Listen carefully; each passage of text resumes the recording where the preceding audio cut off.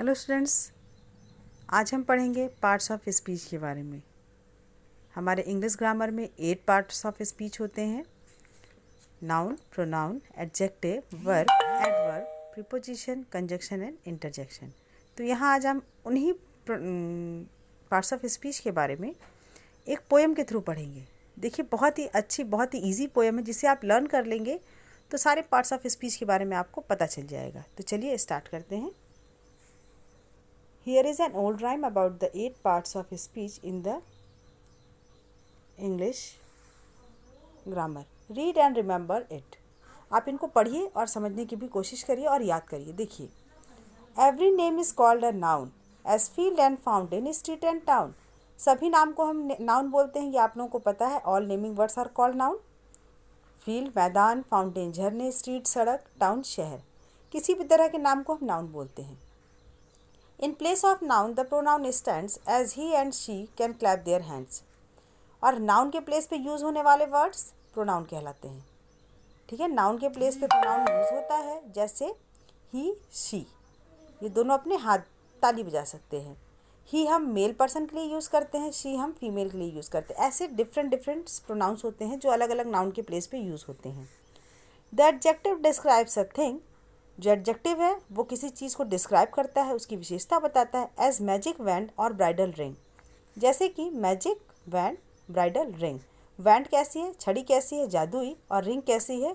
दुल्हन की। तो ये वैंड की विशेषता है मैजिक और रिंग की विशेषता है bridal. The verb means action, something done, to read and write, to jump and run.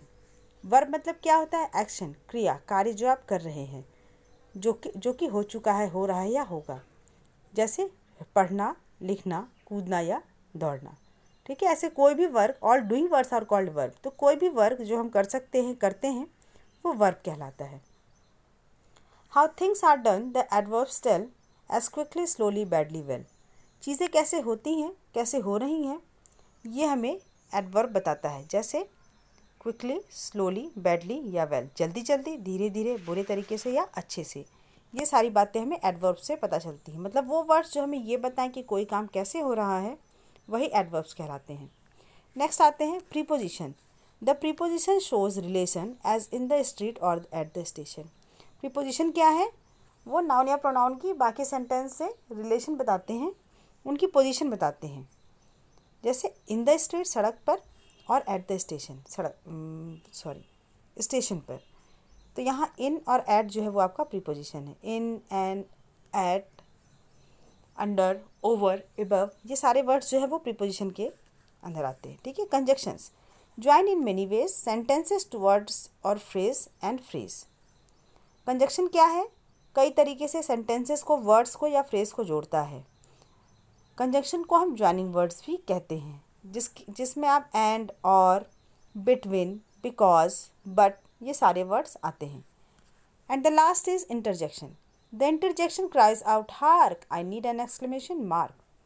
Interjection क्या है? चिल्लाना। ये हार्क आपका एक इंटरजेक्शन वर्ड है। ठीक है। और इंटरजेक्शन के साथ एक एक्सक्लेमेशन मार्क जो है वो ज़रूर लगता है। ये आपका एक्सक्लेमेशन मार्क है ये। ठीक है। आप जब भी कोई सडन चीज़ों को, कोई अनयूजुअल चीज़ों को आप देखते हैं, तो सडनली जो आपके मन में सबसे पहले वर्ड, जो सबसे पहली फीलिंग आती है, वही आपका इंटरजेक्शन होता है। जैसे किसी ब्यूटीफुल सीन को देख के आप बोले वाव, तो ये जो वाव वर्ड है वो आपका इंटरजेक्शन है। इंटरजेक्शन है। आप जीतते हैं bravo, this bravo is your interjection. ठीक है। तो आप इस पोएम को पढ़ेंगे, जिससे आपको, और लर्न भी करेंगे, जिससे आपको सारे पार्ट्स ऑफ स्पीच के बारे में बहुत ईजिली और बहुत इंटरेस्टिंग वे में लर्न हो जाएगा। लेकिन उसके पहले आपको समझने की ज़रूरत है। So okay students, I hope आप लोगों को समझ में आया होगा। So keep studying, keep healthy. Okay, have a nice day.